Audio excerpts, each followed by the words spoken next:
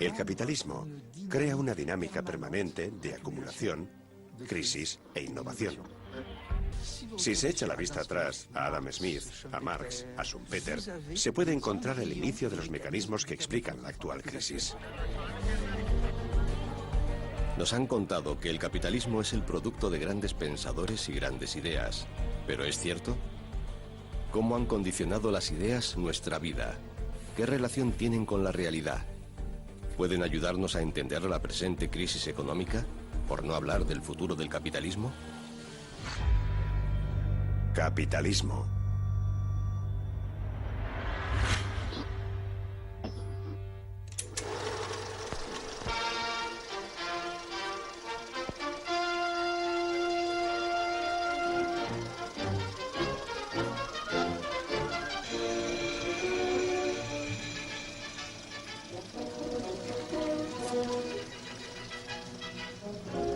Clarion call of industry sounds good morning to America's manpower.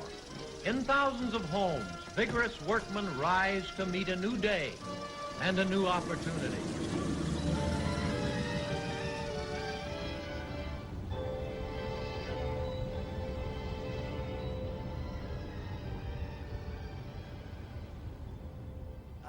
Tengo 44 años, he nacido y me he criado aquí, en Flint, Michigan. Y soy un trabajador de General Motors de tercera generación. Soy electricista y he sido 6 años presidente de la sección 651 del sindicato UAW. Estoy casado y tengo 4 hijos.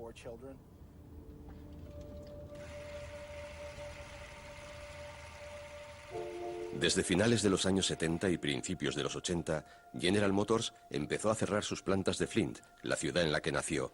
Primero las trasladaron a México y más tarde a China.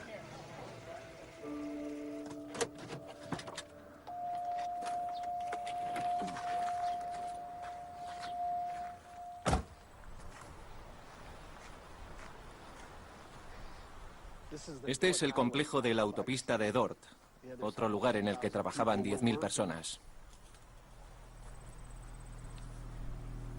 Es la primera vez que vengo aquí desde que lo desmantelaron todo.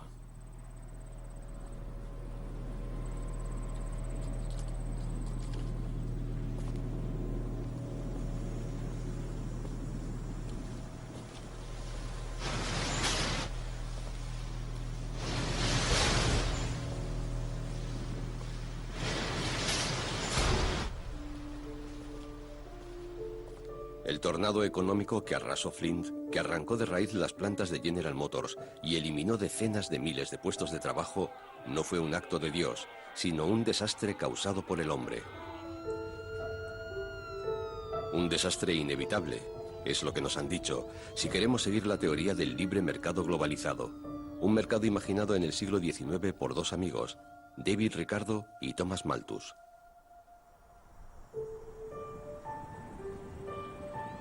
Este es el relato de cómo los intereses económicos y políticos contemporáneos han ayudado a forjar un mercado globalizado en nombre de ideas del siglo XIX.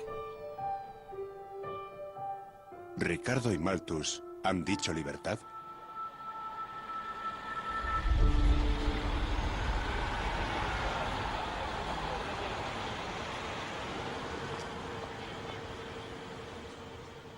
Nos encontramos en el corazón de la City de Londres y estas son las calles por las que David Ricardo paseaba y en las que hacía sus negocios. Ahora nos encontramos justo delante del edificio de la Royal Exchange. Pero la Royal Exchange fue fundada en 1565, casi 200 años antes de la época de David Ricardo. Los corredores de bolsa, sobre todo en el siglo XVII, estaban vetados, ya que eran considerados bastante maleducados y zafios. Para conocer su historia, tenemos que bajar a la parte derecha del edificio de la Royal Exchange, donde David Ricardo y los demás corredores de bolsa se reunían.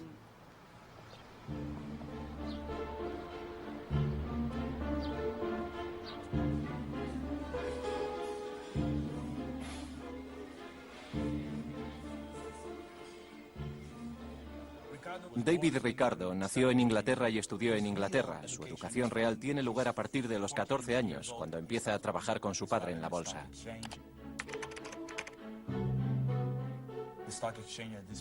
En ese momento, la bolsa la componen un grupo de personas relativamente diverso, que se reúne en las cafeterías de Change Alley,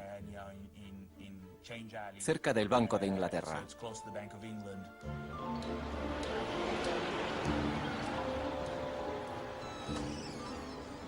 En este lugar se encontraba la cafetería Jonathan's Coffee House. En algún momento del último cuarto del siglo XVIII, alguien grabó el nombre Bolsa en la puerta de la cafetería. Y supongo que ese es el momento en el que nació la Bolsa de Londres.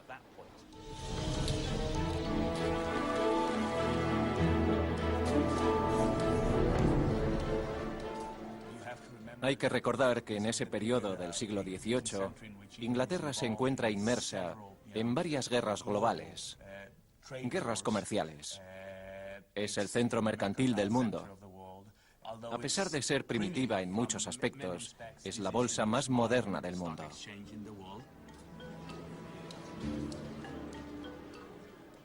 A Ricardo le va bien. Sabemos que desde la temprana edad de 15 o 16 años ya empieza a operar con su propia cuenta. A los 20 años ya es un hombre rico.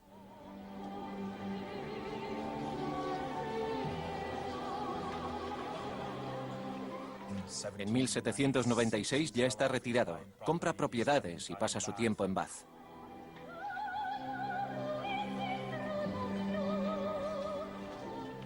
En una de esas estancias en Bath, en un hotel muy lujoso, lee por primera vez La riqueza de las naciones, de Adam Smith.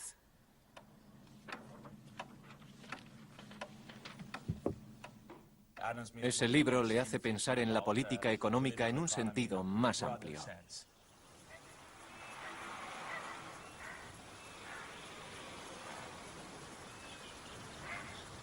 El producto de la tierra, todo lo que deriva de su superficie con la aplicación conjunta de trabajo, maquinaria y capital, se divide entre tres clases de la comunidad. En concreto, el propietario del terreno, el propietario de los suministros o del capital necesarios para su cultivo y los trabajadores, gracias a cuya labor se cultiva. David Ricardo, Principios de Economía Política y Tributación.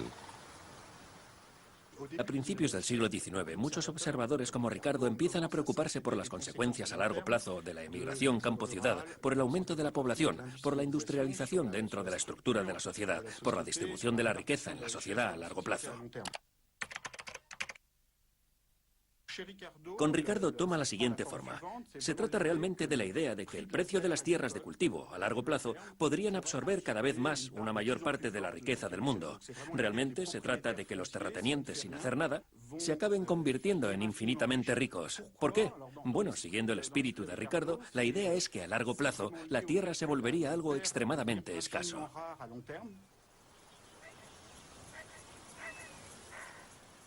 Se trata sin duda de una visión pesimista de una economía estancada, con una tierra con precios muy elevados, incapaz de alimentar a una población que crece rápidamente y con terratenientes improductivos que solo recogen las rentas. La fuente de esta ansiedad fue este hombre, Thomas Malthus, un amigo de David Ricardo, cuyos escritos sobre el crecimiento de la población influyeron enormemente en los intelectuales ingleses de la época. Malthus nace en 1766. Se educa en su pueblo. Va a una escuela unitaria antes de asistir al instituto durante un breve periodo de tiempo. Después va a Cambridge. 1798 es una fecha famosa. Es cuando publica su primer ensayo, al que no pone su nombre. Se titula Ensayo sobre el principio de la población. En su ensayo, Malthus teorizaba sobre cómo el crecimiento de la población humana en el siglo XIX supera su capacidad de producir alimento. Dice, ¿qué mantiene al número de humanos a raya? La miseria y el vicio. Y por miseria se refiere a todo aquello que causa la muerte. Thomas Malthus, who fancied himself something of a mathematician, summarily decided that the world would be out of food by 1890. He blamed reduced mortality rates. Es importante reconocer que los pensadores económicos son seres políticos como todos nosotros y que tienen una visión del mundo que los rodea. En Inglaterra, en la década de 1790, esto significa que lo que ven es la Revolución Francesa. La preocupación misma sobre la evolución de la Revolución Francesa es un punto primordial a la hora de explicar y entender el miedo de Malthus a la superpoblación. Es decir, existía la idea de que, oh no, el mundo moderno puede ser algo terrible, ya que el crecimiento de la población va a causar la miseria de las masas y la revolución. Pero David Ricardo tenía un antídoto para la pesadilla de su amigo. Como Adam Smith, exploraría el mecanismo del crecimiento económico y de la expansión. Pero contrariamente a Adam Smith, la suya no se trataba de una visión, sino de una serie de modelos teóricos pensados para liberar el mercado y alentar las iniciativas privadas. Hoy, en el siglo XXI, la Organización Mundial del Comercio es la encargada de adaptar las ideas de David Ricardo.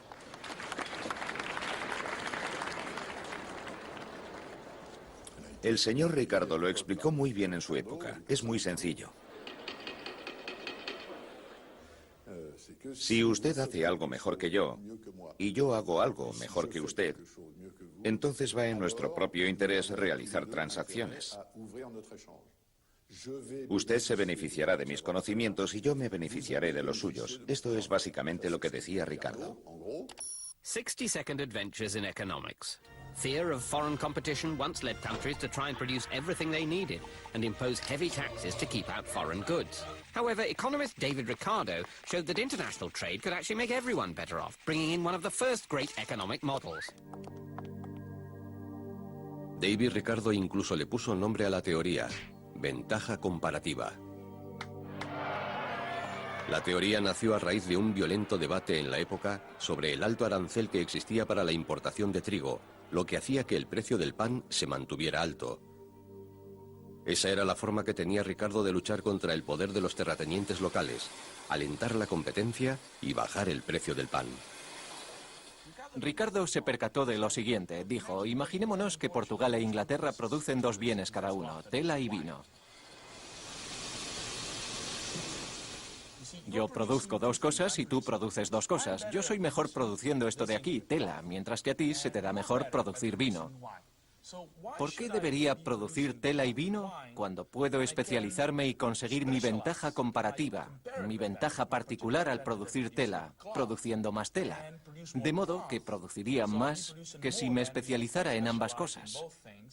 Y a ti, que se te da mejor producir vino, te iría mucho mejor si te especializaras en la producción de vino. By specializing, they can then export these surpluses to each other and both end up better off. This is the principle of comparative advantage. Había hipótesis muy específicas, había pleno empleo, todos los países tenían acceso a la misma tecnología. Como en el caso de los magos, si se quiere, tenía truco.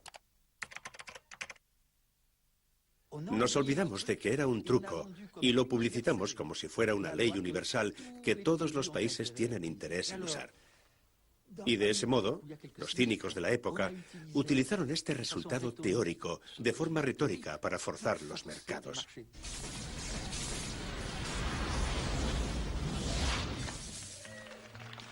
¿Es la teoría de Ricardo el truco de un mago o un motor para el crecimiento y la prosperidad?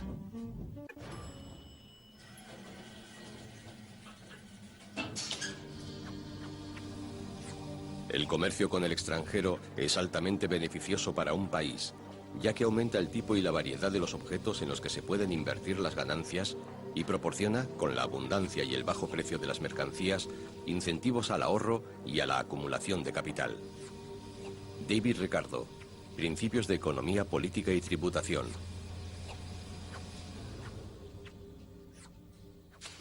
El señor Ricardo había ideado un sistema en un mundo en el que la distancia todavía representaba un factor dentro de la viscosidad del comercio internacional.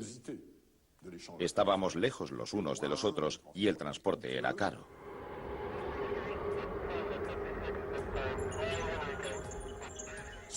Lo que ha sucedido desde entonces es que la tecnología, los medios de transporte, el transporte en contenedores e Internet han reducido de forma drástica los costes del comercio que estaban relacionados con la distancia, hasta el punto de que su teoría es hoy mucho más eficiente que en el pasado.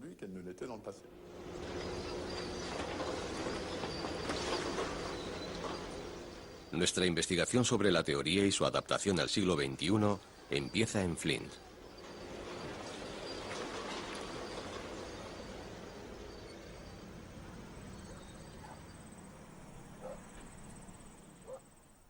Cuando empecé a trabajar aquí, cuando el Departamento 11 estaba en su cima, tendría unos 25 o 26 años. Recuerdo el entusiasmo que sentía por no tener que pensar qué me pasaría en los siguientes 20 años. Tenía un trabajo fijo que me encantaba. Me encantaba ser electricista. Me encantaba la gente. En ese momento empezaba a estar cada vez más involucrado en los sindicatos. Pasaba cada vez más tiempo con ellos. Cada vez tenía más reuniones con la dirección para defender nuestros derechos. La verdad es que me empecé a implicar a fondo cuando todo esto estaba empezando a ir cuesta abajo.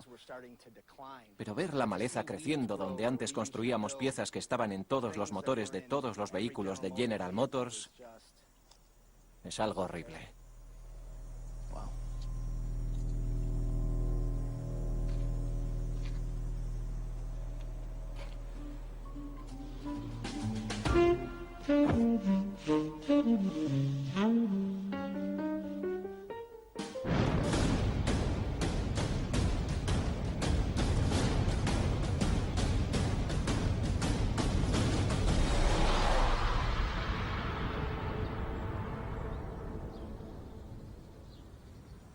Si la magia no funcionó en Flint, supuestamente debería hacerlo en México, el nuevo hogar de General Motors.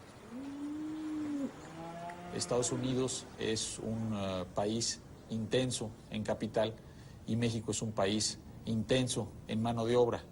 Si nosotros ponemos juntos a estos dos países, sin duda alguna, tiene que haber una gran complementariedad y eso también es lo que se ha visto.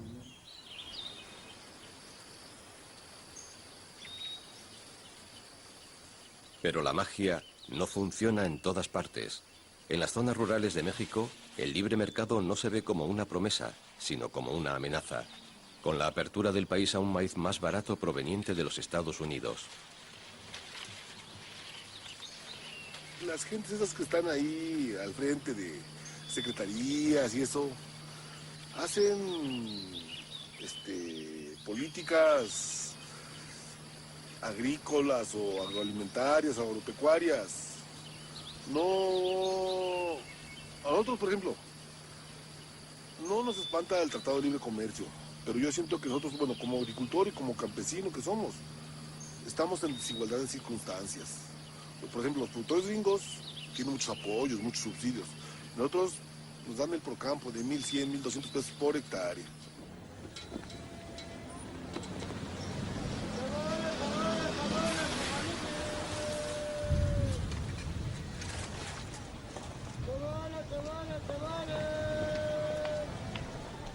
Pero ¿cómo concilió Ricardo la realidad de buscar mano de obra barata y nuevos mercados con su visión de una situación en la que todos ganan?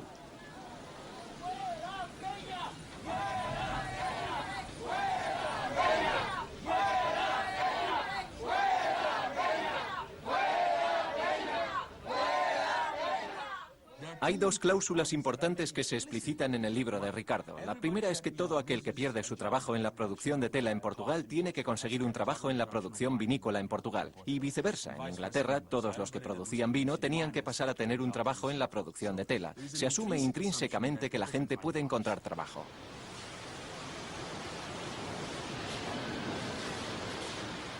Y Ricardo muy explícitamente dice que nada de movilidad de capital. Hay que asumir que el capitalismo que decide hacer tela, porque aquí se les da muy bien, porque aquí existe la tecnología, no tiene la siguiente idea. Espera un momento, no producen nada, tienen sueldos muy bajos, están dispuestos a trabajar por muy poco. ¿Qué pasaría si cojo mi tecnología, la llevo a otro país y produzco allí para vender aquí?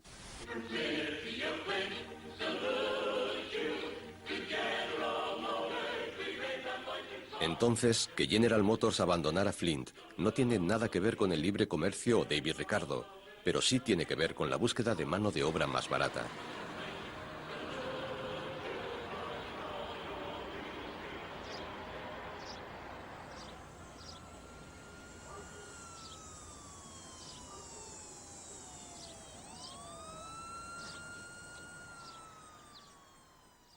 El concepto de libre comercio consiste en favorecer a ciertos grupos en particular. Se trata fundamentalmente de grandes corporaciones que se han convertido en conglomerados financieros, de modo que pueden cambiar rápidamente de un área a otra. Desde ese punto de vista, se trata de un cierto modelo de sociedad en el que se vende al público. No solo con la retórica de ser libre y de la libertad, sino también con la retórica del conocimiento científico.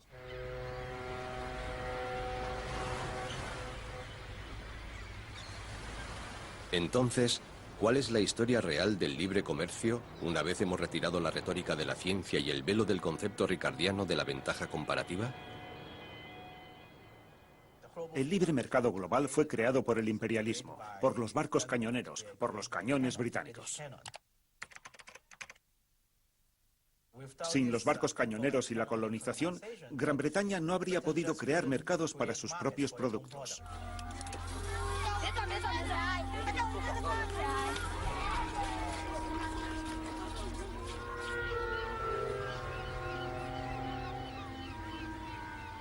Hoy no se trata de cañoneros, sino de barcos cargados de mercancías producidas en el sur de China que siguen su camino a los mercados del mundo, testigos de la creciente fortaleza económica china.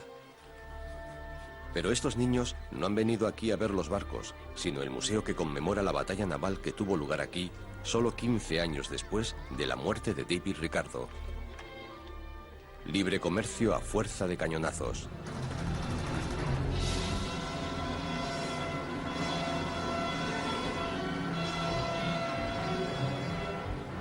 Se llamó La Guerra del Opio, y por su aniversario, el gobierno chino incluso encargó una película para conmemorarla.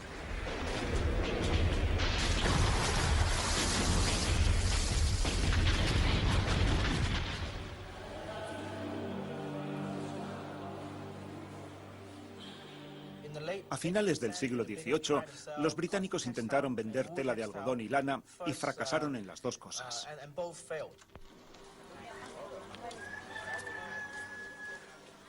En primer lugar, la zona de comercio de China era relativamente cálida, así que la lana no funcionaba, y además China tenía una industria textil más avanzada. La única forma que tenía Inglaterra de equilibrar el comercio con los chinos era fundamentalmente a través de las armas y los barcos y vendiéndoles opio.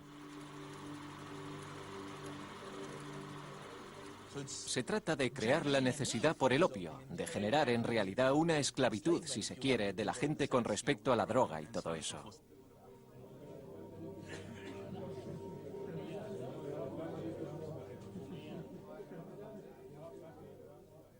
Esa es la historia de cómo se desarrolló el libre comercio.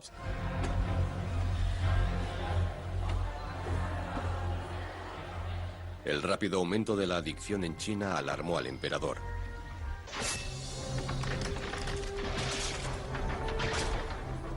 Ordenó a su comisionado, Lin Zexu, que prohibiera la venta de opio, destruyera el opio existente y arrestara a los comerciantes. La pelota estaba ahora en el tejado de la reina Victoria. If I were in Lin Zexu's position, I would also burn all the opium. But now it's not the opium issue, nor the issue of the lives and properties of a few merchants. If all nations follow China's example and reject free trade, the British Empire will no longer exist within a year. This is the reason for us to use force. La Marina británica fue a la guerra y derrotó a un ejército chino tecnológicamente inferior.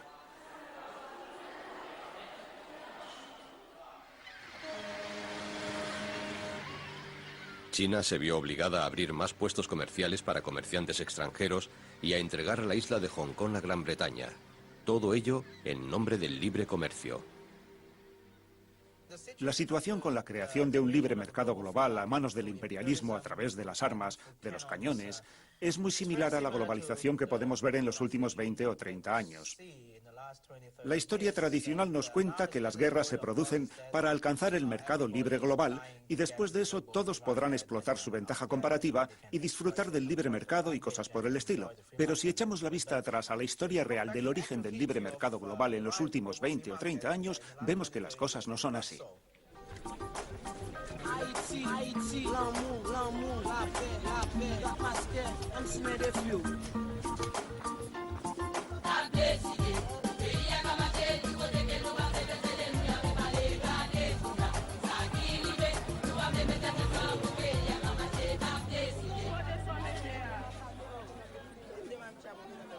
Claire Motel es una refugiada cuyas dificultades fueron causadas por el llamado libre mercado.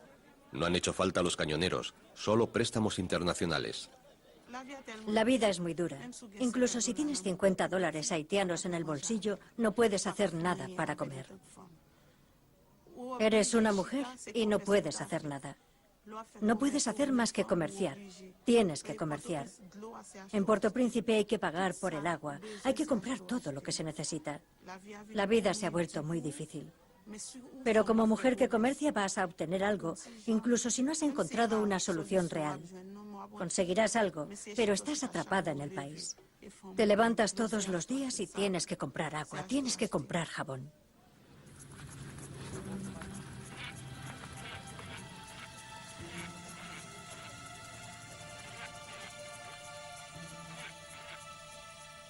Claire Motel era productora de arroz aquí, en la región de Artibonite, pero se vio obligada a abandonar su tierra.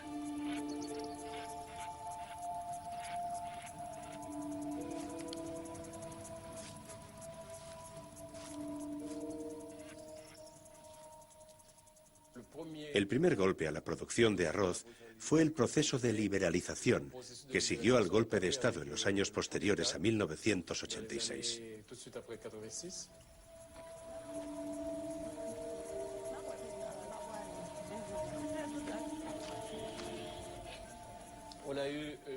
El mercado haitiano fue invadido por arroz extranjero a buen precio, comparado con el arroz producido localmente, lo que contribuyó al rápido empobrecimiento de los productores locales, que hoy se encuentran en la pobreza y se han visto obligados a trasladarse a Puerto Príncipe en busca de trabajo, un trabajo que no encuentran.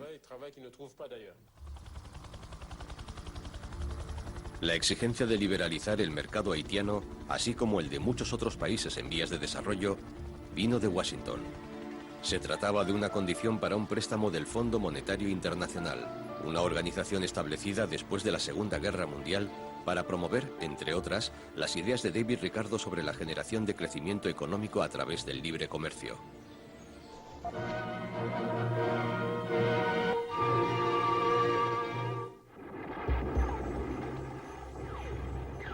The Allies had barely landed at Normandy when the idea of a monetary fund began to move rapidly from concept to reality. The idea was that by working together to increase world economic welfare, nations would also increase the chance of political peace. With war still raging, the foundation was laid for the International Monetary Fund.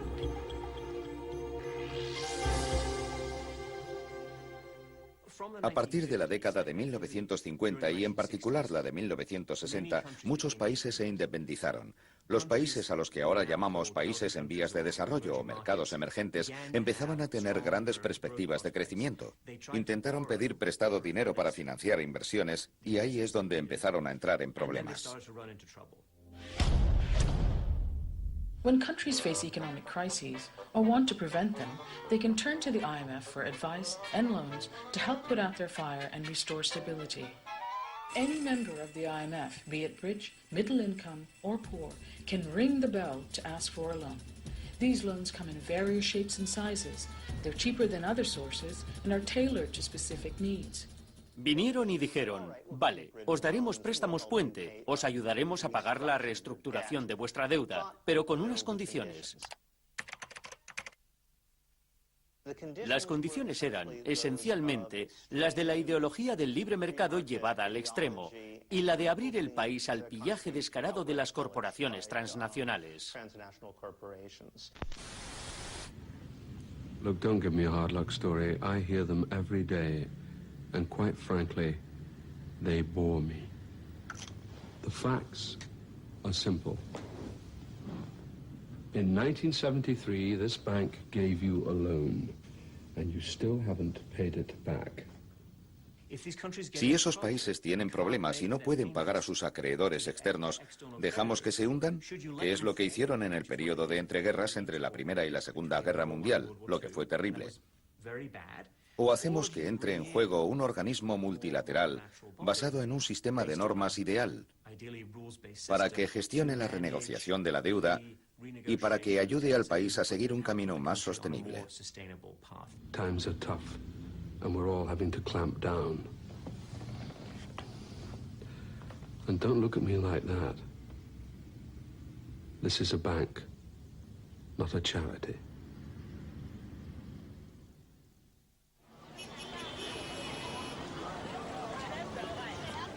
En Ghana, al igual que en Haití, los préstamos para aliviar la deuda del país se concedieron con la condición de permitir la entrada de inversión extranjera en la economía del país. El programa incluso tiene un nombre neutro, Programa de Ajuste Estructural. En este mercado se aprecia el desempleo masivo que existe en Ghana. Se puede ver por todas partes en las calles. La gente vende mercancías y servicios, se convierte en parte del sector informal.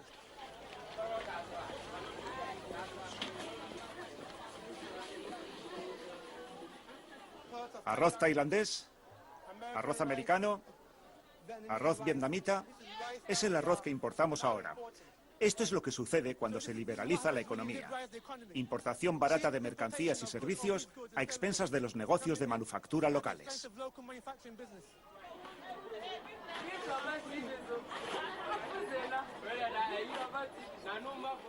Hará unos 20 años había críticas hacia la globalización.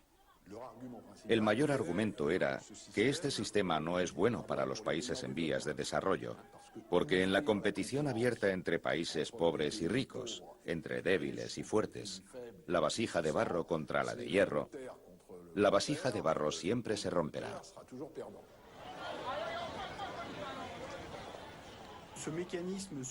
Este mecanismo supuestamente virtuoso del que hablan los economistas, en el que un país posee a otro país, invierte su capital en otro país, no funciona en absoluto. De hecho, que otro país sea tu dueño no es necesariamente una garantía de éxito humano, social y político.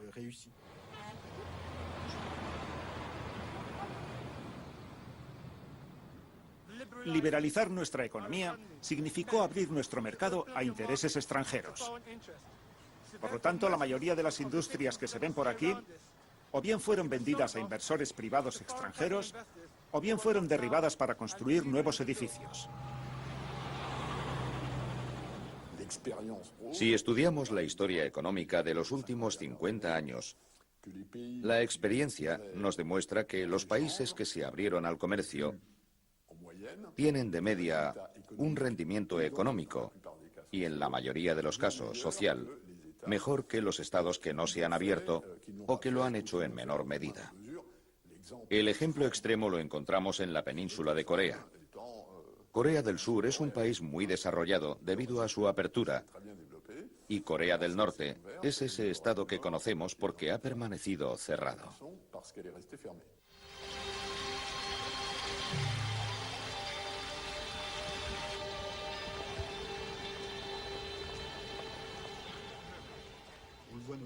Hoy en día lo vemos, en especial con los países asiáticos. Primero Japón y después Corea, Taiwán y en la actualidad China.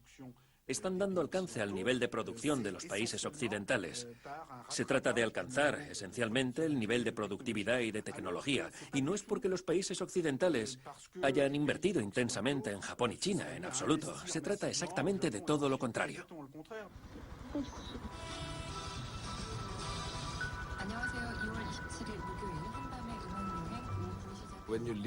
Cuando la estás atravesando no eres consciente, pero después, al echar la vista atrás, he atravesado una de las transformaciones socioeconómicas más rápidas de la historia de la humanidad.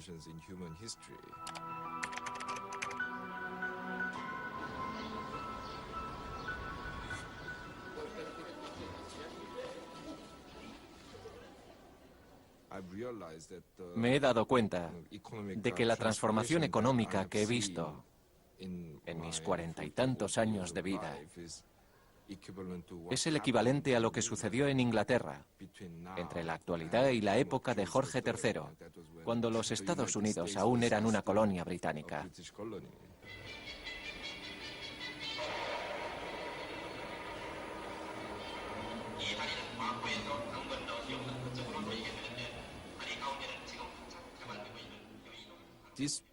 Esta transformación se consiguió gracias a lo que se conoce como protección de la industria naciente.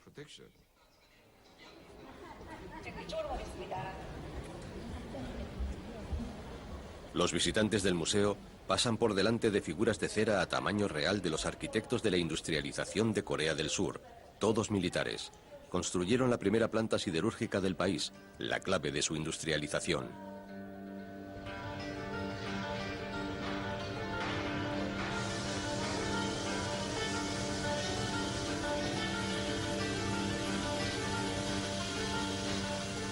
El proyecto fue rechazado por el Banco Mundial y por los inversores internacionales por ser extremadamente ambicioso e imposible para un país pobre como la Corea de la época. Aún así, Corea encontró financiación alternativa. La compañía se fundó como propiedad estatal y al frente se puso a un general del ejército. Hoy, POSCO es la tercera planta siderúrgica más grande del mundo. Esta es una afrenta directa a la teoría económica estándar. Este proyecto contradijo casi cualquier doctrina conocida de la economía estándar.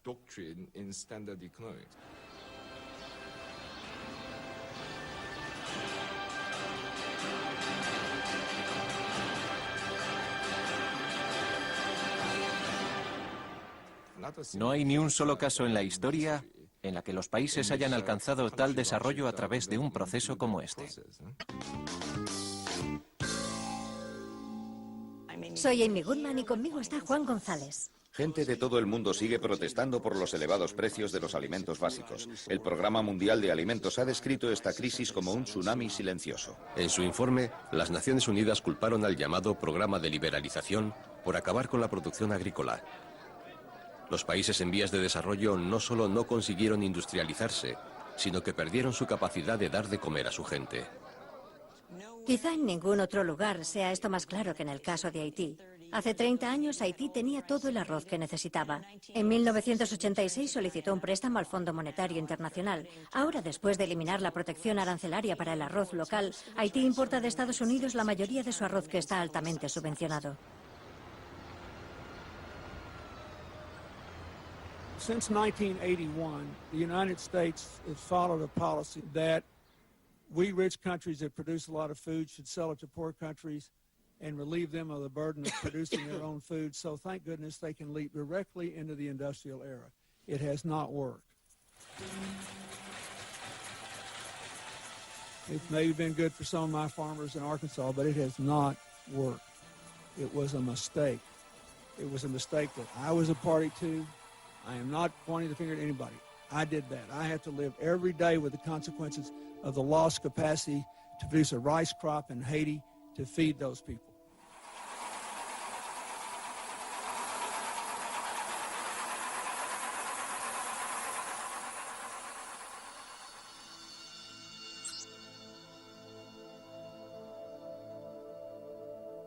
Se ha usado y abusado de la teoría de David Ricardo durante siglos.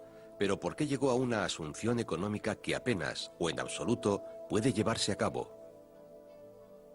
En todas las economías durante los últimos 1000 años ha habido un grupo de economistas que representaba al sector financiero y otro grupo que representaba a los intereses nacionales de la industria y la agricultura. David Ricardo fue el portavoz de los banqueros británicos, lo que hoy llamaríamos un lobista bancario.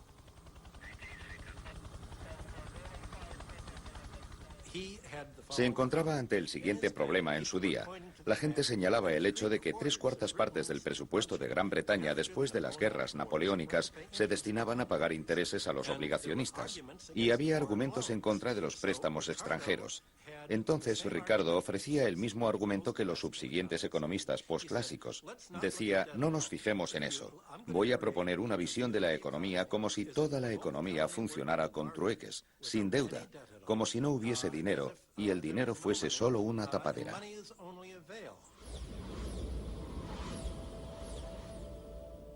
Es verdad que tiene los mismos intereses que su clase social, es decir, que los intereses de un agente de bolsa o de un financiero. Creo que en alguna ocasión defendió esos intereses, pero en otras ocasiones también intentó observar la realidad desde un punto de vista estrictamente desinteresado y lógico.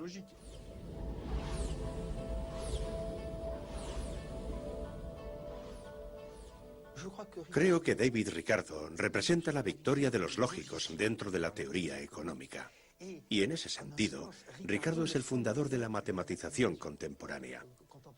Proporcionó conceptos que hacen posible unas matemáticas inteligentes, que muestran que el balance se impone incluso si en la realidad no existe. Por lo tanto, creo que su papel ha sido fundamental a la hora de legitimar asunciones falsas para justificar un modelo. Es uno de los grandes fundadores de esta idea. El impacto del libre comercio en el siglo XXI podría haber sido menos dramático si no hubiera sido por la lucha de David Ricardo por la libertad de trabajo. Hasta principios del siglo XIX, los trabajadores no podían ir de un lugar a otro en busca de empleo y vendiendo su trabajo.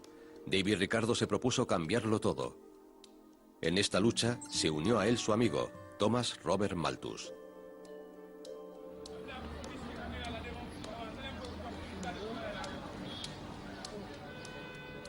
Puerto Príncipe, la capital de Haití, se podría describir como una pesadilla malthusiana, muy parecida a las ciudades inglesas de su tiempo. Pero en el siglo XVIII, los antiguos campesinos empobrecidos podían recibir ayuda estatal a través de su parroquia. Thomas Malthus se enfureció.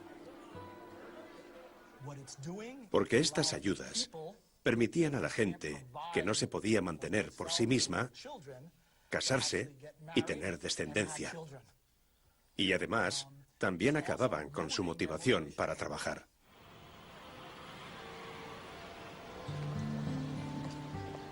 David Ricardo, que ahora es miembro del Parlamento, estaba de acuerdo. Pidió que los sueldos, igual que todos los demás contratos, se dejaran a la justa y libre competencia del mercado y que nunca fueran controlados por interferencias de la Asamblea Legislativa. En otras palabras, las ayudas a las personas pobres corrompen las leyes del mercado. En 1832, crean una comisión para aprobar un conjunto nuevo de leyes para pobres. La Comisión Nacional y la enmienda de las leyes para pobres tienen lugar en 1834 y tiene en consideración las críticas de Malthus y de Ricardo. La idea es: construiremos asilos para pobres y las condiciones en estos asilos tienen que ser peores que las condiciones del trabajador más pobre que no se encuentre en un asilo para pobres.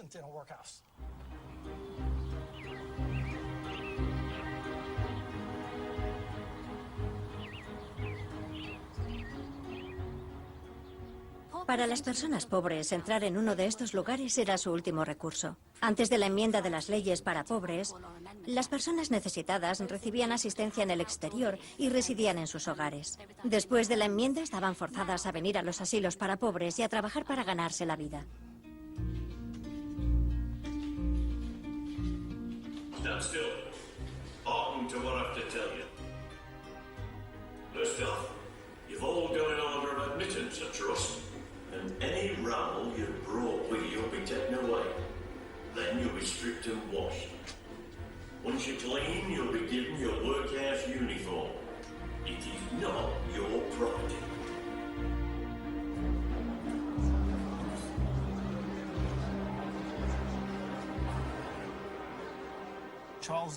Charles Dickens, a mediados del siglo XIX, escribe sobre los asilos para pobres. Y los asilos para pobres que tiene en mente son los que surgieron tras la revisión de la ley de 1834.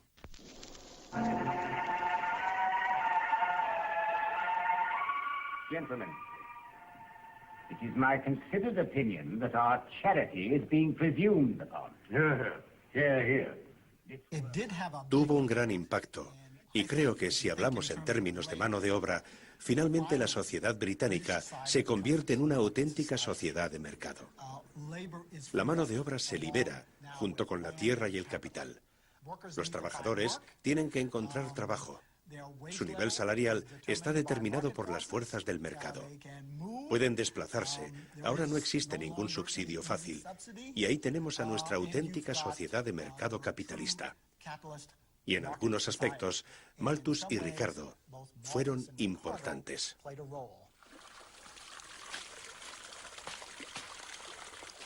No es necesario imaginar el impacto de la liberalización del trabajo en la sociedad inglesa del siglo XIX, ya que la China actual es lo más parecido que podemos ver. China en los últimos 30 o 40 años. Si lo pensamos, hace 30 años, la inmensa mayoría de la población vivía en ambientes rurales. Se trataba básicamente de campesinado. ¿Dónde se consigue, en los últimos 20 o 25 años, esta gran cantidad de mano de obra que existe ahora en todas las ciudades costeras de China?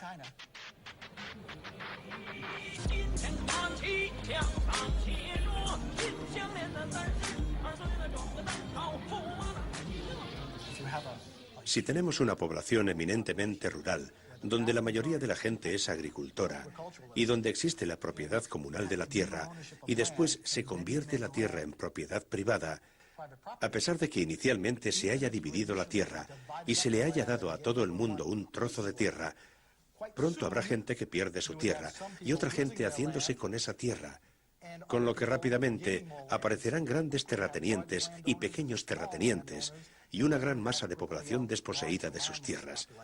Por lo tanto, de nuevo, eso se convierte en mano de obra potencial.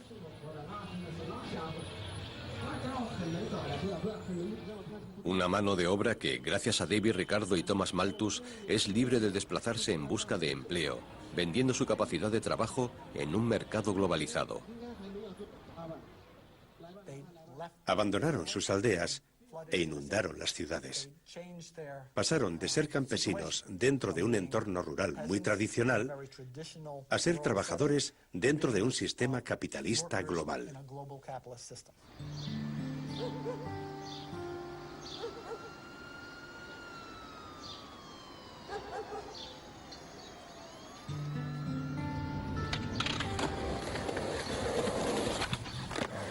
Una fuerza de trabajo global que permitió que General Motors abriera plantas en China y México, lo que dejó a los trabajadores de Flint, que no podían competir, sin expectativas. Estamos entrando en el primer barrio en el que viví a principios de los años 80, cuando empecé a ejercer la abogacía aquí en Flint. En este barrio hay casas construidas por General Motors cuando traía trabajadores a esta zona para sus plantas. Nadie compra las casas y no hay dinero para derribarlas. Así que poco a poco los barrios se vacían y se vuelven más tristes. Flint es una pesadilla ricardiana. Primero, General Motors abandona la ciudad en busca de mano de obra barata, dando un giro al concepto ricardiano de libre comercio. Después, en una adaptación moderna del debate de Ricardo y Malthus sobre las leyes para pobres, el estado de Michigan empieza a suprimir algunas de las ayudas que daba a las personas pobres. On Wednesday, the Republican-controlled Senate passed a House bill that puts a 48-month cap on state welfare benefits. Democratic Senator Gretchen Whitmer says another tool for the disadvantaged has been taken away. We've got too many kids in poverty as it is, and that's not how you move a state forward. Durante los últimos 6 meses, nuestra organización ha estado luchando contra una medida del Departamento de Servicios Sociales de Michigan que ha dejado sin asistencia pública a más de 30.000 personas. Básicamente lo que han decidido es que no nos vamos a centrar en a quién ayudamos y qué es necesario para sacar a esa gente de la pobreza, sino en cuánto dinero nos vamos a ahorrar y a quién podemos dirigirnos para que les resulte imposible recibir ayuda. without the help of the state, my kids would be going hungry. And I ain't gonna allow that. De modo que aquí tenemos esas ideas extraídas del contexto de la discusión de Malthus y Ricardo sobre las leyes para pobres, que en realidad todavía no ha sido superada. Y se trata, hasta cierto punto, de cuánto poder debe tener la fuerza de trabajo, de la altura de la red de seguridad, de que haya salarios mínimos que permitan vivir. Mientras se haga eso, se estará dando poder a la fuerza de trabajo. Y eso, a menudo, se ve como algo problemático en el contexto de un capitalismo global de mayores dimensiones. David Ricardo murió el 11 de septiembre de 1822 con solo 52 años. Solo unos pocos visitan su tumba en la campiña inglesa. Solo unas pocas personas entre el gran público saben quién es. Aún así, en su nombre, un planeta entero ha sido transformado, creando una riqueza inimaginable, pero también una gran destrucción. Ricardo aisló la economía de las demás ciencias sociales y favoreció el razonamiento puramente económico. Es lo que lo convierte en una figura vital en la historia del pensamiento. Mientras que Adam Smith hablaba del contexto político, del papel de la corona, del papel de los procesos de socialización, Ricardo se especializó en la economía explicada por la economía.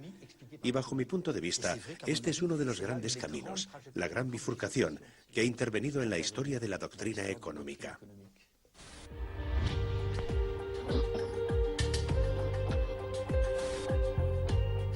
David Ricardo y Thomas Malthus ayudaron a reestructurar la sociedad de acuerdo con la lógica del mercado.